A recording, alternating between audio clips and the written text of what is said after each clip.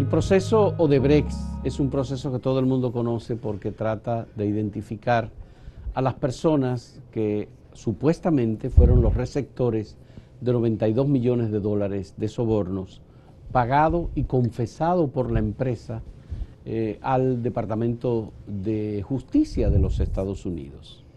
Posteriormente, el Ministerio Público de República Dominicana imputó a 14 personas que fueron puestos en prisión y posteriormente puestos en libertad, pero han quedado 6 personas como imputados definitivos del caso Odebrecht. En los tribunales dominicanos, en primera instancia, un tribunal colegiado, se conoce este caso que aparentemente está llegando al final. Hoy vamos a conversar con Tommy Galán, ex senador por la provincia de San Cristóbal, miembro del Partido de la Liberación Dominicana e imputado en el gobierno final de Danilo Medina del Partido de la Liberación Dominicana como receptor de sobornos en el caso Odebrecht. Muchas gracias, Tommy, por aceptar esta conversación, que para mí es importante porque yo obviamente siempre he creído y creo que el proceso de defensa no solamente está en el tribunal y las garantías que puede ofrecerte un juez, sino que este juicio, siendo tan mediático, en los medios de comunicación hay que expresarse y poder decir las versiones que uno tiene. ¿Te sorprendió tu inclusión como parte del proceso de Odebrecht por un gobierno al que tú pertenecías, de un partido al que tú perteneces? Bueno, primero agradecerte este espacio. Naturalmente para mí es un gran placer, un honor estar aquí. Tenía muy pendiente hace mucho tiempo estar por aquí. Qué bueno. Naturalmente, sorprendido todo el tiempo, porque en eso yo he sido coherente desde el primer día. Recuerdo entrando a la Suprema cuando fuimos citados en la primera audiencia sobre la medida de coerción, que me hacían la pregunta y yo me preguntaba, ¿qué yo busco aquí? ¿Qué yo hago aquí? ¿Por qué a mí me están pretendiendo imputar sobre estos hechos? Y a partir de ahí empezó a desarrollarse lo que para mí con mucha claridad yo observé desde el principio, en la manera inadecuada en que se llevaba el proceso, no solamente en ese inicio, en su fase preliminar, porque al final tú dices, bueno, pero si un Ministerio Público quiere buscar el camino y la ruta para buscar la verdad, se supone que debe tener una mayor dinámica y un mayor interés de procurar información. Pero lo menos que procuraba el Ministerio Público era información para darse cuenta si iba por la ruta correcta. Yeah. Porque una vez fui llamado a una entrevista interrogatorio. Sí, interrogatorio. Recuerdo yo que duré 8 horas, 26 preguntas, y preguntas básicamente de falso y verdadero, por decirlo de una manera para que se entienda. Y muchas de ellas de información, mi nombre, mi dirección, mis funciones, en qué tiempo yo fui esto. Porque se trataba de un guión montado por el ex procurador en ese entonces. Yo agoté 2 horas y media en un almuerzo, que por más que insistí que no quería comer, que quería terminar y resolver eso rápido, uno se percató de aquí. ¿Y quiénes estaban en el almuerzo? ¿Quiénes estaban en el almuerzo? No, el almuerzo estaba, naturalmente, mi abogado, estaba Pelletier, Okay, y entraba y salía el procurador, el ex procurador, yeah, con una escribiente, naturalmente secretarias. Pero ese era parte de la imagen. Cuando tú hablas de un interrogador de 8 horas, cuando se pudo haber hecho en 1 hora y algo, sin ningún problema, ahí quería mandarse la primera señal. Hay mucho de qué hablar. Y el resumen del expediente por escrito que tú firmaste, todo eso, ¿cuántas hojas tenía? Te estoy hablando de 27, 3 páginas, me imagino. Ya. Mi supuesta acusación tiene 6 páginas en lo que ellos plantean, todas sustentadas fundamentalmente en situaciones que ninguna pudiesen establecer un hecho probatorio con relación a mi vinculación. Fíjate que yo nunca hablo de inocencia. No, es que yo hablo y reclamo mi total desvinculación a ese caso. Yo no reclamo de que yo no debía estar en los archivos definitivos o... Tú fuiste presidente... No, yo reclamo que yo no debí estar en esa... Tú fuiste presidente de la Comisión de Finanzas, de la Comisión de Hacienda, sí, del Senado de la República. Del Senado, a partir del 2006. ¿Marco Vasconcelos Cruz te mencionó a ti como parte de Odebrecht en sus confesiones o de las premiadas? Marcos Vasconcelos Cruz, déjame decirte esto, que cuando se revisa toda esa parte, ni el acuerdo de lenidad que se firmó con Brasil, Estados Unidos, y lo que contiene, y ningún funcionario de Odebrecht, naturalmente debía ser así porque no hay ninguna vinculación, no hay ninguna relación, ningún funcionario de Odebrecht me mencionó a mí. Y no solamente eso, ninguno habló de financiamiento. Esa palabra no existe en todo eso. El único que habló de financiamiento fue Marcos Cruz Vasconcelos. Vasconcelos Cruz. Sí. Y eso en la delación premiada que en la delación habló de financiamientos. ¿Pero por qué? Porque la delación de Marcos Cruz siempre se ha planteado, y eso es un hecho que en su momento podrá ser comprobado, de que eso respondió a un guión y en una dirección con un propósito y un objetivo. ¿De la corporación? De la corporación y del mismo, porque él también procuraba sobre eso. ¿En algún momento tú te reuniste con Marco Vasconcelos siendo el gerente de Odebrecht? Lo dije en mi interrogatorio. En el 2016 yo conocí a ese señor. ¿En qué circunstancias? Por una situación muy particular, al margen de nada que ver. ¿En qué circunstancias tú conoces a Marco? Te lo voy a decir porque así lo dije en el interrogatorio. Sí. Cuando mi hijo se gradúa en INTEC de ingeniero civil con 22 años,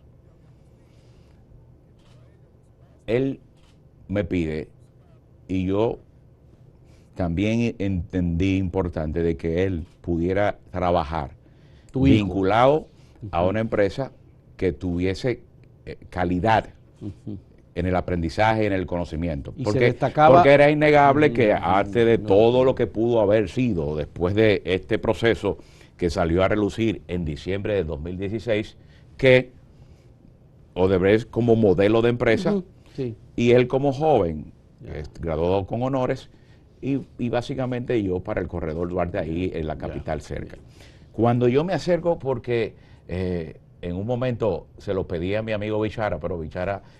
a Rubén Jiménez. Sí, Bichara. Sí, mi amigo Bichara. ¿Sabes que Rubén coge su tiempo? Sí, sí. Tú le hablaste de tu hijo. Claro. Y tú le dijiste que tú querías vincularlo con una compañía. Y naturalmente en Corredor Duarte no era posible porque ya estaba en una etapa final, ya eso estaba completo, y es donde él lo colocan en la construcción de Punta Catalina. Eso fue... A tu hijo fue contratado por Odebrecht, sí, para Punta Catalina. En el 2016. Ya. Eso está en el interrogatorio, pero no porque ellos me lo han planteado, no porque yo lo dije, porque yo al final, dentro de los 14 nombres que ellos planteaban, de gente yo no conozco, y de hecho, posiblemente en esas circunstancias, que fue un hecho que no duró más de 10 minutos. ¿Tú conociste a Marco Vasconcelos? Sí. Y le hablaste de tu hijo. Sí. ¿Tú lo hiciste a través de Ángel Rondón o a través no, naturalmente, porque de Rubén Jiménez Bichara? No. ¿Y tú visitaste la oficina de Odebrecht aquí en el edificio de Andy en República Dominicana? Así fue. Luego no tuviste ninguna conversación, llamada telefónica. No, es que jamás, es que yo, hasta ese momento yo jamás. Es que hay un asunto, el Congreso no se vincula con ninguna, para fines de conocimiento de un proyecto de iniciativa de financiamiento o de contratación, no se vincula con ninguna empresa ejecutora.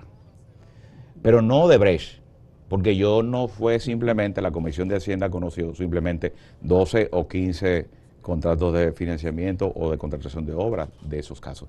No, nosotros conocimos en ese periodo que a mí se me pretende, en mi condición de presidente del Comité de Hacienda, fueron 125 contratos con organismos multilaterales, laterales, emisión de bonos globales, nacionales, letras del Tesoro. O sea, te voy a decir esto, permíteme este dato.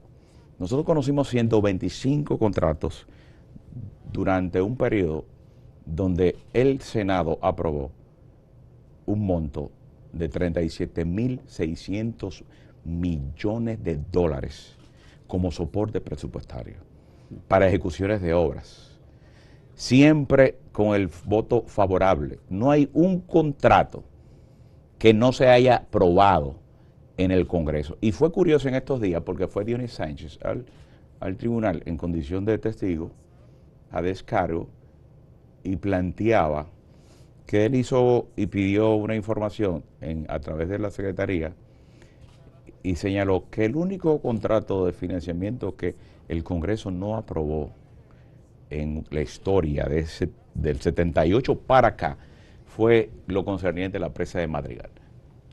No por un tema puramente del contrato, sino por los conflictos políticos que se generaron con el grupo de Jacobo Magluta.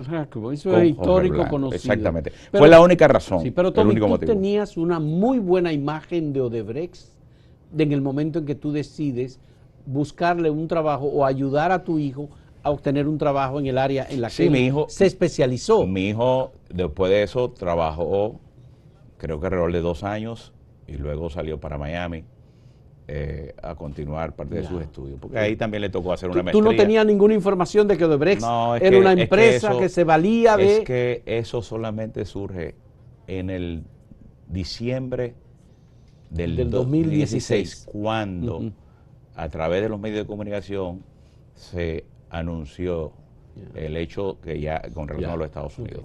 ¿Tú conocías a Ángel Rondón previamente? Ángel Rondón no teníamos ni vinculación ninguna. Naturalmente, te voy a decir, ¿quién no conoce en términos de verlo, pero no teníamos una vinculación?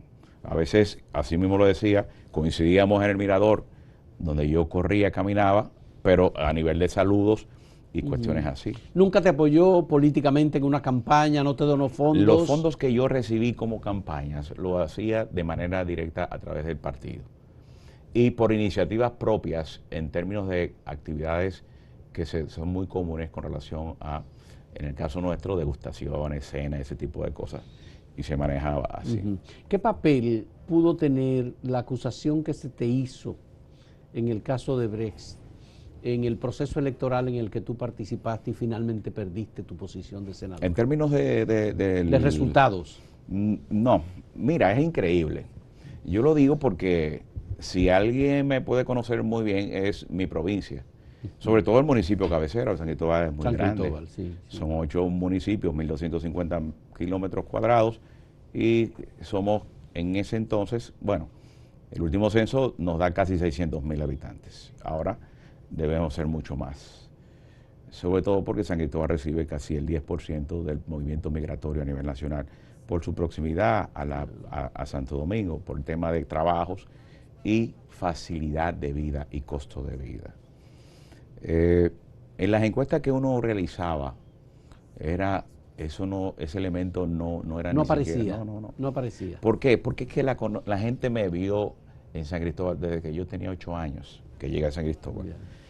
No en esas circunstancias, sino como niño, como joven, como padre, como esposo. Pero tú naces en Puerto Rico. Sí, yo nací. Tú no eres una persona que nace en San Cristóbal. Tú llegas niño a San Cristóbal. A los 8 años. Mi familia, mi padre es de La Vega y mi mamá es de La Vega. Sí. Nosotros llegamos a San Cristóbal porque mi padre era muy amigo, compadre, de Fernando Ballista, que era el dueño de la General de Seguro, que sí era de San Cristóbal, que fue diputado.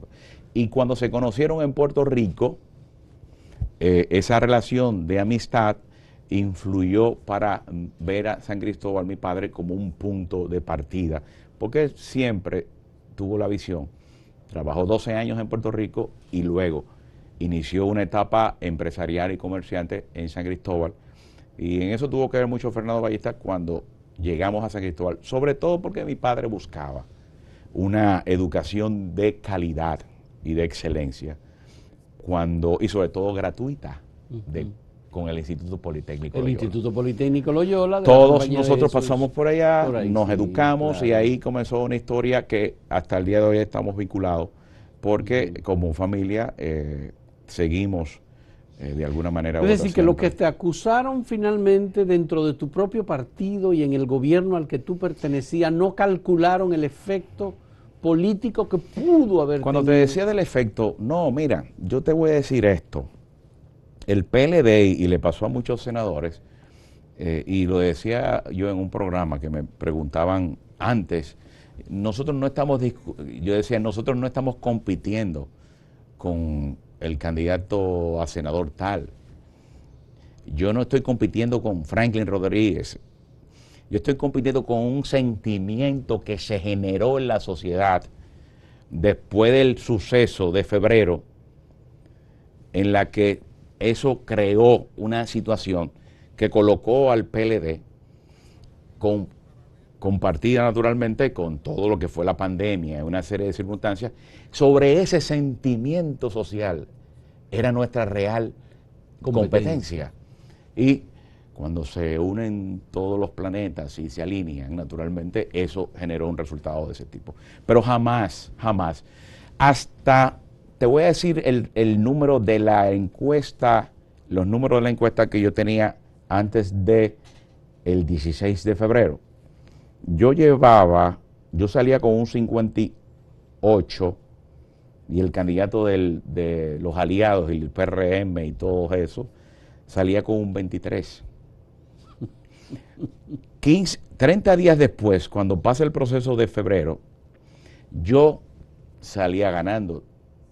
Pero cuando salí después, que el PLD perdió la municipal en San Cristóbal, ya yo tenía 15 puntos solamente arriba.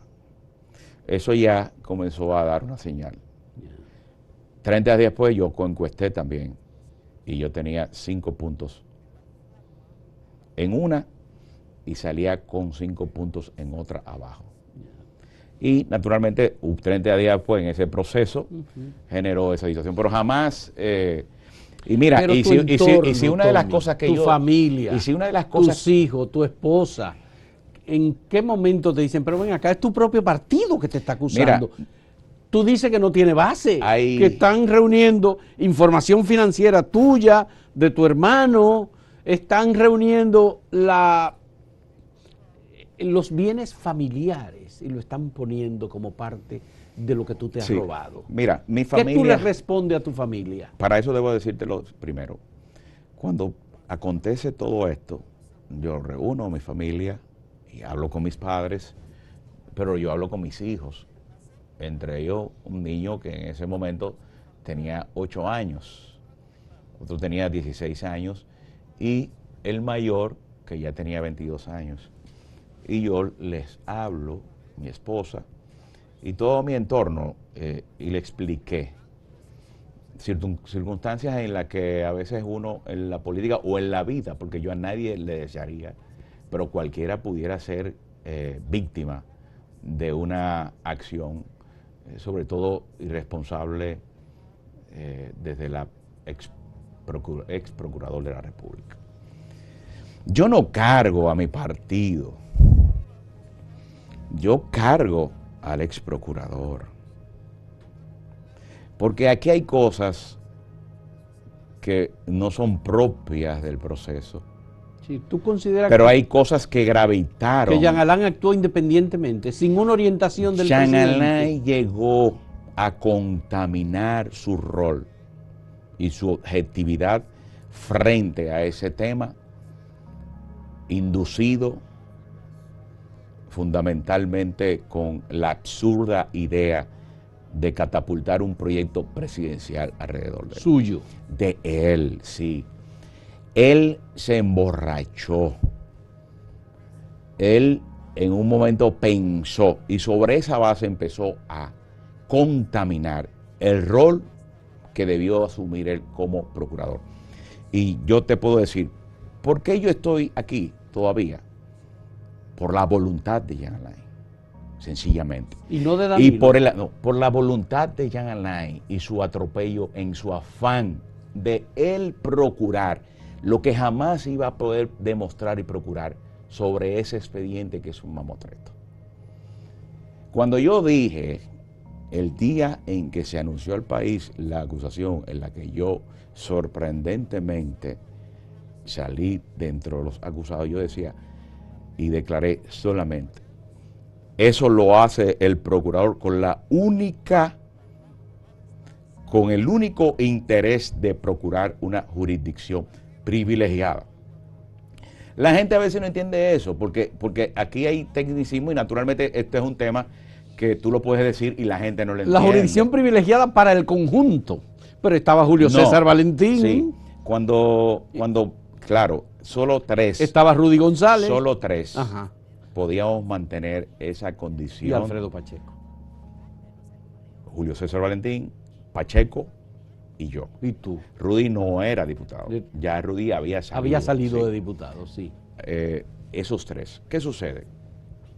Hasta la conformación de cómo, quién sale, quién entra, no se derivó propiamente de un expediente que pudiera determinar responsabilidad más o menos, no. Hasta la lucha política. Víctor Díaz, Leonel, tome. El tema de caiga quien caiga, cuando hay un nombre de Danilo en ese expediente, posiblemente el procurador procuraba darle legitimidad y veracidad a lo que él insistía.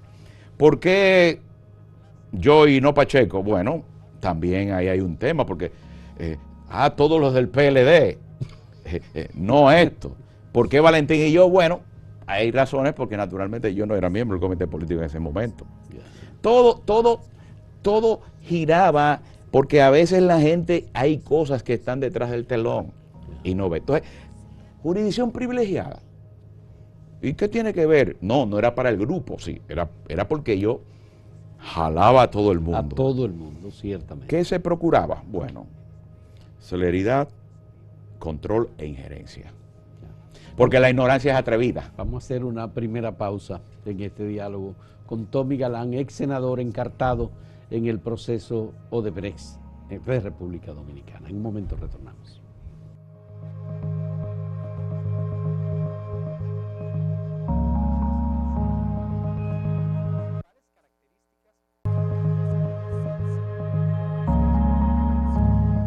Tommy, explícame bien lo de la jurisdicción privilegiada y de mantener el proceso en la Suprema Corte de Justicia y no en la justicia ordinaria. Porque perdieron 4 años, 5 años casi. 4 años. Pero no se perdió por eso.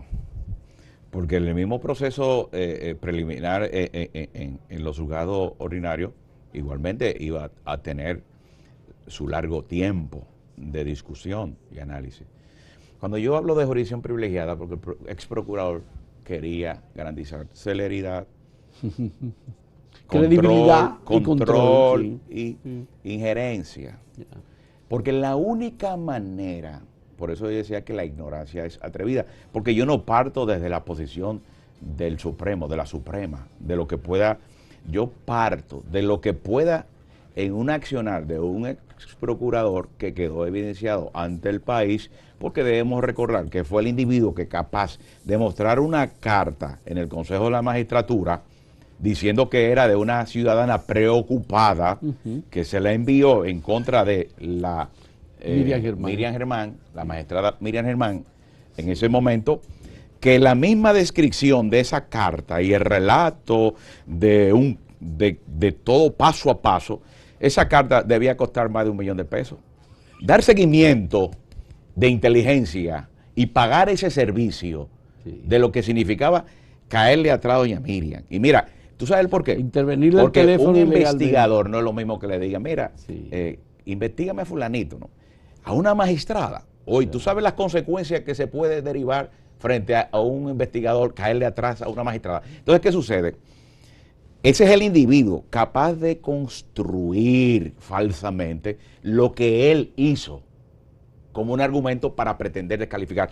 Ese mismo modelo fue el que él llevó a ese mamotreto de expediente. ¿Qué sucede? Sobre él, siendo parte del Ministerio, cabeza del Ministerio Público. claro, y miembro del Consejo de la Magistratura, donde él, frente a esos jueces que le tocaba a él evaluar y asumir posiciones, naturalmente él pretendió. Y en muchos casos, te lo voy a decir, Fausto, y en muchos casos, lamentablemente, hubo jueces que actuaron con debilidad, apegados y aferrados a mantener sus posiciones. Pero tú tenías la posibilidad de destruir eso, renunciando como senador y que el caso se fuera a la justicia ordinaria. Ahora pregunto yo, ¿por qué yo...? Ángel Rondón dijo, pero es que a Tommy le hicieron una promesa y no le cumplieron. No, eso es una manera, porque yo te digo, ¿por qué yo tengo que renunciar? ¿Por qué? Para irte a la justicia ordinaria. Entonces y para destruir el plan de Jean estoy Alain. consciente de que yo no tengo nada que ver ahí. Estoy consciente de mi total desvinculación. Tengo que darle el gusto a Jean Alain frente a mi carrera política y lo que representa ser un senador. O sea, yo tenía que automutilarme también. Si tú no lo contemplaste en ningún momento, la posibilidad de renunciar. En un momento pude, pero era un absurdo. Al final, posiblemente eso iba a caer en contra mía. Porque ¿qué iba a entender la gente también? ¿Que yo estoy rehuyendo? No, yo no estoy rehuyendo. Yo estoy dejando en claro por qué él, donde único podía él procurar que ese mamotreto tuviese la posibilidad de él incidir bajo presión, bajo chantaje, bajo los mecanismos que él ha podido manifestar a través de los años, era en esa Suprema Corte de Justicia. ¿En algún momento tú conversaste con el presidente Danilo Medina sobre esas acusaciones? Sí, nosotros hemos mantenido siempre, y naturalmente, y con vehemencia,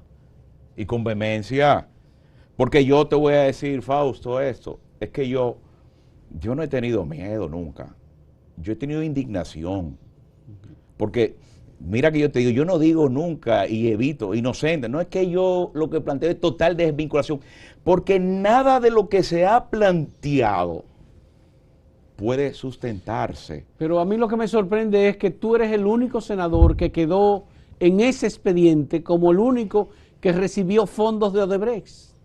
¿Cómo se justifica eso? ¿Cómo te lo justifica Danilo Medina? Que es el jefe político tuyo. Pero no te vayas donde Danilo, vete a donde el ex procurador. Te dije por qué. Tú sabes. Danilo era el jefe. ¿Tú sabes por qué? ¿De Jean Alain? Te digo por qué. Tú sabes que ese expediente acusatorio puede ser al final el mismo cuerpo de delito que comprometa al ex procurador por prevaricación en el cargo, por los niveles de falsedad, por haber construido falsas pruebas, por haber establecido ahí y violentado todo principio de objetividad, con un sesgo extraordinario. Mira, yo escuché a Jorge Subero, y hace 3 años, cuando iniciaba ese proceso en la fase preliminar, y lo volvió a repetir hace 2 o 3 meses, que ese expediente llegó donde iba a llegar, y le preguntaron en un programa de televisión, ¿y por qué? Yo lo vi, sí. Porque el procurador le ha soportado esa acusación sobre la delación premiada. Y eso lo convierte y le da la fragilidad. Porque, ¿qué sucede? Las investigaciones del ex procurador aparentemente nunca iban en dirección de pretender procurar, porque él tenía las informaciones de los codinombres. Él tenía las informaciones de todas las operaciones de transferencias bancarias. Y esa es la real ruta del dinero, en la que él puede establecer una efectiva investigación para determinar las responsabilidades. Y no lo hizo. Lo hizo sobre una delación que al final, ¿qué ha sucedido en este caso, en esta fase ordinaria? Bueno, quizás yo entiendo por eso como el ex procurador a veces planteaba en algún momento manifestado alrededor de algunos abogados que él perdía control si eso bajaba a una jurisdicción ordinaria. ¿Cómo que perdía control? Entonces aquí hay 2 justicias. Aquí hay una justicia de la nobleza. Pero él lo dijo alguna vez, lo de que él Bueno, perdía él control, lo, ¿o él tú lo lo- supones? no, él lo planteó en algunos círculos. Ya. Pero él perdía ¿Tú tuviste alguna Pero relación tú sabes por qué él con decía. Jean Alain en algún momento, alguna conversación privada? Tú sabes por qué él. Tú sabes por qué él decía eso. Porque lo que se ve ahora no es un tema de lo que él quería insinuar. No. Es que aquí tú tienes un tribunal con 3 juezas competentes, con calidades y actuando como debe actuar un juez. Ya. Apegado estrictamente a la Constitución y a la ley. ¿Tú validas el trabajo que han hecho las juezas Bueno, del tribunal yo colegiado? no puedo decir otra cosa. Posiblemente eso yo lo reclamaba del juez Ortega, Sí. que me apenó mucho. ¿Qué tú piensas del trabajo realizado por el juez Francisco yo Ortega? Ortega lo dije públicamente. Ortega actuó como un subordinado de Jean Alain. De Jean Alain. De Jean Alain. Pero él liberó a Jesús Vázquez. No, él actuó como un Y Jesús Vázquez fue incluido a Bueno, último pero no momento. no quiero por hablar Jean Alain. porque yo tengo mis lecturas. Ya. Y lo que yo te estoy diciendo no es ni especulación. Él actuó como un subordinado de Jean Alain. Posiblemente él le dio prioridad y apego al cargo y no al cumplimiento del mandato de la Constitución y la ley. ¿Tú crees que eso lo ayudó a mantenerse en la Suprema? Bueno, él fue ratificado. Ratificado, Sí, claro. sí, naturalmente. Ya. Naturalmente. Tú sabes que yo aplaudo las iniciativas, lo que puede ser una iniciativa sincera, de una intención, porque lo que el presidente Luis Abinader ha planteado es una intención. Sí. Hablar de justicia independiente no debe quedarse en una intención. Si queremos hablar de justicia independiente, aquí hay que hablar de modificar la Constitución, Sí, claro. las leyes Sí. y establecerle toda la independencia, comenzando desde el hecho de que un procurador no debe ser miembro de un Consejo Nacional de la Magistratura, que le toque evaluar a los jueces. ¿Qué tú piensas Porque como tampoco, de Miriam Germán como Procuradora General de la República en sus actuaciones? no, yo la valoro. Yo decía el primer día, luego del escenario, que ya yo no soy senador, pasa a una jurisdicción ordinaria, porque al final ya la Suprema había decidido segregar el caso, marcando una jurisprudencia interesante para lo que debe ser el acontecer a partir de ese momento. El hecho de que nosotros tenemos un mismo caso titulado, cada caso es individual, lo mío no es vinculante a ninguno. Entonces, naturalmente, la jurisdicción privilegiada la tengo yo. Yo no tengo que cargar con 10 gente, 14 personas detrás de mí por un tema de jurisdicción privilegiada. Claro. Entonces, ¿qué procuraba el ex procurador? No tener ganancia de causa. ¿Sobre qué? ¿Sobre la ley? ¿Sobre el código penal?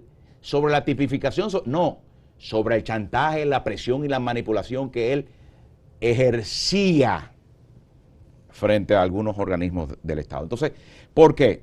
Naturalmente, te dije anteriormente que él quería catapultar un proyecto presidencial. Y era una oportunidad. Bueno, pero él al final, ¿cómo él pretende que haya, cómo se puede esperar consecuencias frente a un mamotreto que se está hoy, posiblemente con mayor nivel de entendimiento y conocimiento, la gente comprender? ¿Por qué yo vengo hoy? Sí, a ver. Yo vengo hoy porque también la gente escucha más hoy. Ya. Porque la gente entiende más el tema. Ya. Y la gente, en su sed y en su afán, reclamo de sangre, naturalmente pierde el sentido de escuchar y atender. Hoy, ese expediente, te lo podría decir en general, pero voy a hablar en manera particular. Jurídicamente, frente a mí, frente al tema mío, está muerto. Sí, jurídicamente. Pero igual puedo decir lo mismo con el caso de Julio César Valentín. Pero aquí el tema es la estrategia jurídica que tú has seguido. Julio César Valentín siguió una estrategia jurídica de involucrar al expresidente Danilo Medina, de involucrar a Jean Alain directamente, de involucrar a Hipólito Mejía y de involucrar a Leonel Fernández. Y dijo, yo los quiero como interrogados. Yo no la conozco la estrategia. Entonces, tu estrategia... Pero nosotros pedíamos que Abbas Cruz que lo trajeran. Pero al final, pero al final se opusieron no, porque no vamos a caer, no es un tema de... Ahí se pidió y se requirió, por lo menos en el caso nuestro, directamente y públicamente, y se pidió. ¿Tú tuviste diferencia entonces con Ángel Rondón sobre la negativa a que los delatores... Es que cuando estaban en la fase preliminar, todos se reclamó que trajeran a Barcos. Francisco Ortega autorizó al procurador Jean Alain que trajera y que hiciera las diligencias en Brasil. Él no la hizo. ¿Por qué tú crees que no la hizo? Por todo lo que te estoy diciendo, por Dios. ¿Por qué la delación? ¿Por qué Vasconcelos hizo, mira, te voy a decir, ¿tú sabes por qué Vasconcelos hizo ese guión primero porque eso le permitió una prisión paradisíaca frente a la playa de Ipanema en Brasil. Ilimitada también. Claro, ilimitada. Segundo, el interés de mantener viva, porque se apostaba siempre a mantener viva Odebrecht como empresa. En República Dominicana. En todo el continente. Pero se mantuvo aquí ofreciendo. Claro, todavía está. Claro, ese era un interés. Entonces, ese interés envolvía. Pero ¿por qué Marcos Celos Cruz establece que al final no dice nada? Porque ni siquiera frente a lo que fue haber sacado la lista de la Comisión de Hacienda del Senado, la lista de la Comisión de Hacienda de la Cámara de Diputados, y sacarme a mí, y el Ministerio Público, y pretender en un sistema bicameral que yo no era. No, a mí me suplantó. Mira, el ex procurador me puso a mí, que a veces uno no sabe si es una valoración o no, pero yo suplanté el Congreso Nacional. Por completo. Yo me constituí en una Asamblea Nacional. ¿Tú tenías información de que Odebrecht actuaba en el Senado de la República? No, eso, mira, voy a caer en una explicación. Porque yo siempre he dicho que de repente el Senado, el Congreso, se quiere poner como el lugar donde está el foco, el tiro de cámara. Y eso se lo dije yo a Reinaldo en una ocasión. Reinaldo, no permitas que eso, porque al final van a querer darle al Congreso la preponderancia que no tiene y la vinculación que no tiene frente al caso y al objeto que se investiga. ¿Por qué digo esto? Porque cuando se hace todo el proceso, mira, todo ese proceso de contratación está bajo una normativa. Aquí en el 2006 se modificó la Ley Orgánica de Presupuesto, la 42306. Yo coordiné los trabajos, trabajé a eso. La Ley Orgánica de Hacienda, que antes se llamaba Secretaría de Estado de Finanzas. La Ley del Ministerio de... Es decir, que tú conocías que no se podían hacer los adendos más allá del 25% pero es que no sé, para las obras de Odebrecht. Es que hay tanta especulación y manipulación en esto, porque eso no ocurrió. ¿Cómo que no ocurrió? Porque eso no ocurrió. Pero el Ministerio Público lo presentó. Pero el Ministerio Público, pero el Ministerio Público pretende sobre una teoría de acusación entender que todo sin comprobar ni de establecer jurídicamente lo que sustente. Mira, si una de las cosas que ha tenido este mamotreto y se ha planteado en el tribunal, es el abuso, el atropello de convertir una teoría en acusación y manipularla a través de los medios para condicionar la percepción de la ciudadanía, para pretender presionar al tribunal, que fue la estrategia que estableció Jean Alain y que aparentemente algunos dicen que se mantiene. ¿Tú sabes que Miguel José Moya fue mencionado en ese... Miguel José Moya fue mencionado en el juicio preliminar y se acusó que era el jefe del gabinete de comunicación, de la sombra del ex procurador. Hoy Miguel José Moya está siendo investigado por la Procuraduría por pagos de la sustentados en supuestos contratos para cubrir el servicio que recibía directamente el ex procurador con relación al caso de Brecht en más de 20 millones de pesos. Millonarios. Por eso él, desde Jarabacoa, cuando sale, se pone su mochilita, por eso le dicen el hombre de la mochilita, y viene a la capital a configurar toda esa estrategia con otros colaboradores, sobre todo uno que fue ex jefe de la policía, que habla mucho por las redes y opina mucho porque hoy tiene un rol de político, que también participó en toda esa estrategia maquiavélica para pretender Estamos de una hablando teoría. De Rafael Guillermo Guzmán Fermín. Entonces, todo lo que tú... Y no, eso no es Leonel Fernández. No sé, todo lo que... Como tú planteas esas cosas como un hecho, no, todo eso se ha desmontado, en el tribunal. ¿Qué sucede? Sobre la acusación, tú observas que se le da una preponderancia al Congreso. La ley de crédito público 606-06 contempla todo el procedimiento. Y el procedimiento. Para fines de... Adendos. No, para los fines de contratación de deuda pública. Deuda pública. Sí. ¿Qué sucede? Pregunto yo. ¿Todo lo que construye el gobierno llega al Congreso? No. Aquí hay obras que han salido por miles de millones de pesos que no han ido al Congreso. Una sola. ¿Por qué? No, una muchas. Muchas. Aquí no quiero para conocerla, para uno saber. No, pero es que hay instituciones. Pero la red vial, ahora con el tema de la fiducia y todo lo que contempla los niveles de inversión, nada de eso pasa por el Congreso.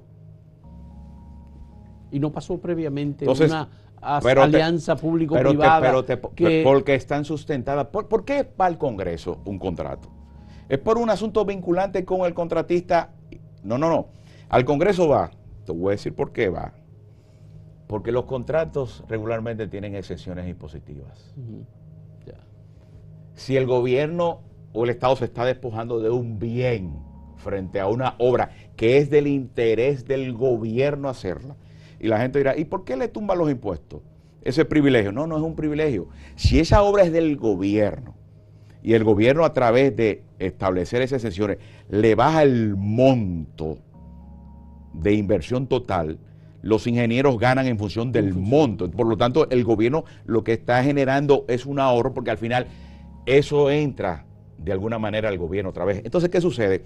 Por esos aspectos es que llega los contratos al Congreso. El Congreso no discute presupuestos, diseños, no las obras. No hay manera que el Congreso Nacional pueda determinar un criterio de sobrevaluación o no, porque no es su rol, no es el objeto en lo que la Constitución le confiere al Congreso, la discusión. ¿Por qué llegan los financiamientos? Bueno, los financiamientos llegan porque en ellos están incluidos muchas veces exenciones fiscales. Pero ¿por qué? Por el tema de la deuda pública. Vamos a hacer una pausa, Tommy. La última pausa en este diálogo. Ya tú me habías dicho y me había aclarado, sí, nos va a faltar tiempo aunque tenemos una hora. En un momento retornamos para la parte final de este diálogo con Tommy Galán.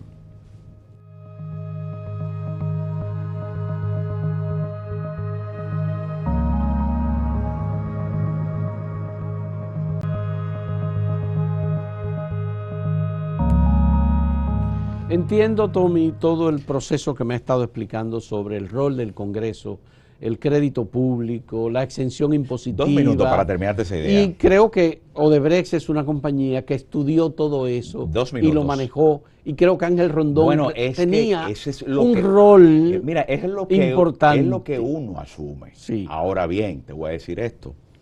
¿Por qué lo de deuda pública? Por el tema también vinculado constitucionalmente al tema de soberanía nacional. Soberanía nacional. Sí, porque hay que recordar cuando los Estados Unidos invadieron la primera invasión, en el 16, que se apoderaron de todos los órganos recaudatorios para cobrarse la deuda lo que ellos habían construido aquí. Por eso la ley plantea una remisión cada 3 meses al Congreso para ver el comportamiento de la... Esos son los criterios sobre la base del por qué. Y un aspecto que contempló la ley de presupuesto que a partir de 2006 no existía es que todos los financiamientos y obras tienen que estar previamente establecidos en el presupuesto que por ley se aprueban en función de ese año. Ya. Todos esos financiamientos que conoció el Congreso y contratos ya estaban previamente aprobados y eran parte del contenido del presupuesto. Cuando un proyecto de iniciativa, un financiamiento, tú me preguntas, ¿y si no aprobaban un préstamo de una obra de Odebrecht? ¿Se hacía la obra? Sí. ¿La paraba? No, eso dependía del interés del gobierno, porque el gobierno podía sustituir fuentes de financiamiento, como pasó con otras obras, como pasó con Punta Catalina también. Yo quiero preguntarte, Tommy, ¿qué dialogaste con Reinaldo Pared y qué te dijo Reinaldo Pared sobre la acusación en tu contra? No, porque tú eras tu compañero de partido, bueno, es que, secretario general, es que todos, una persona, Reinaldo, tú me dijiste, tú hablaste con Reinaldo. De hecho, Reinaldo, te voy a decir esto, él me pidió que él quería ir como testigo a descargo mío. Él fue que me pidió, lamentablemente, las circunstancias, sí. Y la verdad que yo no he querido, porque al final, ¿tú sabes qué pasa? Ni es necesario, ni es necesario. Por ahí han pasado los compañeros que fueron miembros de la Comisión de Hacienda. Y al final el Ministerio Público, que dice que yo los influencié, óyeme, que solamente yo te busco el nombre de personas que fueron por ahí, miembros de la comisión, y yo quiero que tú, Fausto, digas si yo era el que podía influenciar a gente de ese nivel. Temístocles Montá dijo que recibió fondos de Ángel Rondón para la campaña del partido. Bueno, él planteó eso, él lo planteó. Yo quiero hacerte la pregunta, tu relación con el actual presidente de la Suprema Corte de Justicia, que hizo campaña o coordinó el PLD en San Cristóbal a tu favor, Luis Henry Molina. No, yo mira, a Henry hace muchos años que no lo veo. Tú sabes que cuando comenzó el juicio preliminar, en el primer día, que hicieron los abogados por petición mía, sí, que le pidieran a Henry que se inhibiera. Que se inhibiera. Sí, que yo no necesito un juez para resolver ese tema. Entonces, pero él no se inhibió. Tomó decisiones. Pero fue su criterio. Lo que te quiero decir es que yo no necesito, y mi abogado sí lo manifestó, no necesitamos un juez pensando, sobre todo porque esa morbosidad que puede partir de gente que no conoce a Henry. Henry es un hombre independiente. O sea, Henry, el que no conoce a Henry y puede plantear cualquier cosa, pero eso es parte de... Tu relación societaria con tu hermano que está dedicado a la industria de la construcción. Uf. Tú sabes que el ministerio habla de una... ¿cómo que le dicen? Entramado societario de una serie de empresas. Sí. Esas empresas, muchas de ellas existieron hasta el 2002-2003. Sí, yo fui a los 18 años yo era miembro de accionista de varias empresas, porque mi familia viene del comercio y mi papá fue un hombre de éxito empresarial, y lo puedo decir con mucho orgullo y satisfacción. Pero esas empresas que el Ministerio Público dice que eran parte del entramado no existían, no podían estar en mi declaración, porque si yo la declaro no existiendo, si yo estoy violentando la ley de exactamente. Entonces, ¿qué sucede? No, lo que pasa es que el Ministerio Público no investigó. A veces la gente dice, no investigaron para ayudar. Aquí hay comunicadores que me sorprenden, que han dicho, para ayudar. 4 años ahí. La gente sabe lo que ha implicado eso en la vida de uno. La gente sabe el costo financiero que le representa uno frente a esos abogados. La gente sabe, para plantear, ayudar era a mí haberme sacado o haberme no haberme colocado en la posición que estoy. Cuando un ministerio público no investiga, muchas veces tú puedes decir, sí, eso es para ayudar, pero tú sabes, Fausto, que muchas veces no investiga para cuando quiere dañar. Porque el Ministerio Público yo le exigía muchas veces, pero llámenme, yo los ayudo a establecer la ruta. Pero a ellos no les interesaba. Pero viendo que salió Temo Montá, Radamés Segura, Julio César Valentín, ¿tú cómo te sientes quedándote solo ahí en ese expediente? Mira, te dije que yo siempre he tenido, yo no he tenido miedo, sí mucha indignación, pero no he permitido que mi familia vaya a audiencia, no he permitido que mis hijos, por más que me lo han dicho, mis hermanos, no he permitido que ni siquiera los senadores, en una ocasión fueron, y fueron por su voluntad. Porque yo digo, no, yo tengo el coraje y la gallardía y la suficiente, como he dicho yo muchas veces, que la verdad es mi fortaleza. Entonces yo he defendido y hoy yo estoy de pie. Yo no estoy derrumbado. ¿Cómo te sientes siendo miembro del mismo partido del que es miembro Jean Alain Rodríguez? Bueno, el PLD tiene 2 millones y pico. ¿Qué te puedo decir? Porque si yo me pongo a pensar en cada cosa, no, yo cumplo con mi responsabilidad. Yo llegué al PLD cuando tenía 20 años. ¿No has pensado renunciar? No, porque es que son la responsabilidad o el accionar individual y particular de un individuo, que al final, mira, es que las debilidades de los seres humanos, yo pienso que el proceso fue tan fuerte para el ex procurador que mucha gente no asimilan esos cambios. Tener seguridad, jipetas, franqueadores. Yo digo que a veces el ejercicio del poder transforma y deforma el pensamiento de mucha gente. ¿Tú no crees que tu carrera política está afectada de fondo por esta acusación y estos años que tú llevas en este trajinar por los tribunales? Claro que ha tenido una afectación, pero yo no he dejado de ver a la gente de frente. Yo no dejo de mirar a los ojos. Yo no dejo de caminar. Y es increíble, y te lo voy a decir, porque con las redes tú puedes encontrar de todo. Sí. Y haya sido o no haya sido, o sea, en términos de eso. No, pero yo, mi vida, y eso lo agradezco a mucha gente que me conoce, pero mucha gente que no me conoce, que mi vida frente a lo que ha sido mi participación vinculante a círculos sociales, de amigos, no, yo nunca he recibido el reproche. Más por el contrario, lo que he recibido es el espaldarazo y la solidaridad de lo que ha sido evidentemente un abuso. Un abuso porque se actuó con mucha conciencia en función de lo que estaba... Pero fue un miembro de tu partido. Tu propio partido Sí. no se ha pronunciado sobre ti Pero como senador imputado por el Ministerio Público. Pero yo no se lo he pedido. Pero no tienes que pedirlo. Pero no es que tampoco, es que... Ese sentido de cuerpo mira qué curioso, que prima en el PLD. Qué curioso, cuando pasa el PLD, vinculan mucho a la organización.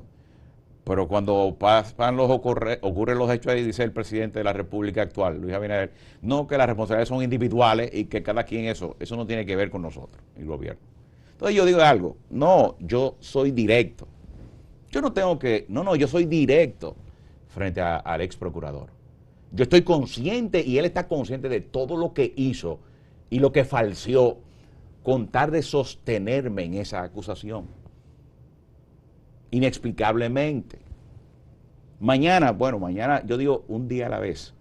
Hay que vivir un día a la vez. Yo sí he recibido una lesión, pero también he visto y he podido entender que el tiempo es el mejor remedio. Y que a veces tú puedes tener una cicatriz y a veces el tiempo se encarga de que ni se pueda ver o percibir. Lo que pasa es que el proceso judicial es muy lacerante. Lo que dijo Ángel Rondón en la conversación que yo sostuve con él la pasada semana es que él recomendaba a las personas que son sometidas por el Ministerio Público negociar con el Ministerio Público. Pero ¿Por qué es tan fuerte? Dice, pero tú dices, pero yo vi la entrevista. Por ejemplo, él dice, pero negociar, sus negocios pero negociar están ¿qué? paralizados. ¿Negociar qué? La mentira, la falsedad sobre hechos que te imputan que tú no puedes decir. No, así Tú no no. has tenido posibilidad de una transacción, de una negociación. Pero ¿qué transacción puedo Jean hacer? Alain nunca te ofreció pero eso. sería yo un irresponsable. Sería yo un irresponsable. Es decir, a ti no te han dejado la oportunidad de tú ganar un premio por delatar a otros que participaron en esta actividad. Es que eso no hay posibilidad frente a hechos que no acontecieron, Fausto. O sea, si pensamos que esto es la Inquisición, si pensamos que aquí vamos a coger una gente, es como te dice Rondón, pero ¿cómo el ex procurador pretendía que yo acuse a una gente que al final tenía que demostrarlo? ¿Y cómo? ¿De qué manera? Yo he dicho que no es un tema de falta de prueba, lo que yo he dicho. Lo mío no es el crimen perfecto. Es que lo que se plantea en esa acusación no es, ni se corresponde a la verdad. ¿Tú confías en el tribunal colegiado que está juzgando el caso, que puede emitir una decisión? Yo confío, por eso te decía, y no es un exceso de confianza, que si hablamos jurídicamente, en función de la Constitución, en función del Código, ese caso está muerto. Ahora bien, muchas veces se ha pretendido generar acciones sobre la presión mediática, pero hay yo confío en la profesionalidad, en el desempeño y en el papel. Quizás lo que se derive de ese caso es buscar las consecuencias de ese mamotreto. Yeah. Porque al final la indignación de la gente no debe recaer sobre lo que estamos ahí. No, es quien preparó eso. Yeah. ¿Te sientes satisfecho con tu equipo de defensa encabezado por José Ricardo Tavera? Sí, José Ricardo Ricardo y yo fuimos diputados juntos. Él por la FNP y tú por el PLD. Juntos. Sí. 34 años llegué yo al Congreso Nacional. Sí. Y cuando yo entré, ¿tú sabes qué dijo el Ministerio Público en su relato? Sí. Que yo entré en el 2002, óyeme, el 2002, consciente a que yo iba a negociar con Odebrecht. Oye, que yo te voy a decir algo. No hubo una... Es decir, ya ellos sabían previamente que tú... lo que ellos derivan sobre una declaración que ellos la extraviaron, que al final ellos dijeron que yo no hice eso porque yo iba a negociar. Era buscármela con Odebrecht. Óyeme, te estoy hablando en el 2002, para que tú veas qué nivel de perversidad podría establecerse en quien relata ese hecho para pretender vender. Te hablaba de los asuntos societarios que tú me decías de mi hermano, eso concluyó. No existe. No existe sociedades, no existen entramados. La única que ellos han planteado al final fue la de mi hermano en el 2009, que yo aparecí en un acta que en la misma certificación que presenta el Ministerio Público, en la misma acta que dice que yo salí de esa empresa y duré 7 meses, en la manera en que entré y salí, totalmente desvinculado. Ahora, ¿tú sabes cuándo fue el primer proyecto de apartamento que construyó? ¿En qué año? Mi familia frente a la empresa, Sociedad Empresarial Americana, que duró hasta el 2000, esa empresa, hasta el 2003. En el 96, en Bellavista. En 1996. El segundo fue en el 98, en Evaristo Morales. Son más de 15 proyectos que se han hecho a través de los años. Pero eso es propiedad de tu hermano. Primero, con una empresa familiar en la que yo era accionista, que dejó de existir. Igual que Financieras de Inversiones Múltiples. Igual que Galán Grullón. En la empresa de mi hermano, que no es la única vinculación, porque entre mis hermanos, que son 3, vamos a decirlo, de padre y madre, deben existir una cantidad de actividades empresariales. Entonces, esa empresa, Galán Grullón y Montaz, que al final a mi hermano nunca, mira qué curioso, a mi hermano lo colocan como un testigo a cargo contra mí, pero dicen que fue testaferro, que se enriqueció también de ese dinero. Entonces tú dices, pero ¿es testigo o es acusado? Pero a ese que le dicen todo eso en ese relato, nunca lo llamaron. Tú sabes que yo tengo conversaciones en el teléfono exigiendo que lo llamaran, que lo interrogaran, que le pidieran toda la documentación que él iba a demostrar al Chele de dónde vinieron transferidos los fondos de esos 183 millones, que al final él dice, no son 183, fueron 220 en ese mismo periodo de obras. Y no lo llamaron nunca. Nunca. Pero cuando él se presenta como testigo a cargo, que el Código Penal establece que un familiar directo, nadie lo puede obligar a testiguar en contra de ese familiar. La mayoría, todos ahí se echaron para atrás. O sea, la quinta enmienda. Tú sabes que mi hermano, cuando se sentó ahí y mis abogados, no, interróguenlo, el Ministerio Público. ¿Tú sabes algo? Que el Ministerio Público le hizo unas cuantas preguntas y cada vez que él hablaba, el Ministerio Público no quería que él hablara. ¿Tú sabes por qué? Porque mi hermano le hablaba con tanta precisión, pero ahí hay depositado un informe de una empresa auditora donde se le entregó al Ministerio Público hace 3 años al Chele de dónde fue el origen de cada uno de esos recursos que fueron bancarizados. Tommy, esta entrevista debió hacerse hace tiempo. Yo sé que tú me dijiste que es ahora que tú hablas, porque hay más tranquilidad y hay más calma y ahora se te puede escuchar mejor. Te agradezco que haya aceptado esta conversación. Me dijiste que nos iba a faltar tiempo, ciertamente, nos falta tiempo. Sí, pero como falta algo más del proceso, sí, en cualquier momento podemos volver otra vez. Con mucho gusto. Te agradezco muchísimo que hayas aceptado esta conversación y le agradezco también a los amigos televidentes que nos siguen por Acento, Acento TV y todas las redes en las que estamos también. Han escuchado a Tommy Galán, su punto de vista, su historia como político, como legislador, encartado en el proceso Odebrecht por soborno de 92 millones de dólares apagados en República Dominicana. Muchas gracias, Tommy, muchas gracias, amigos televidentes. Hasta luego.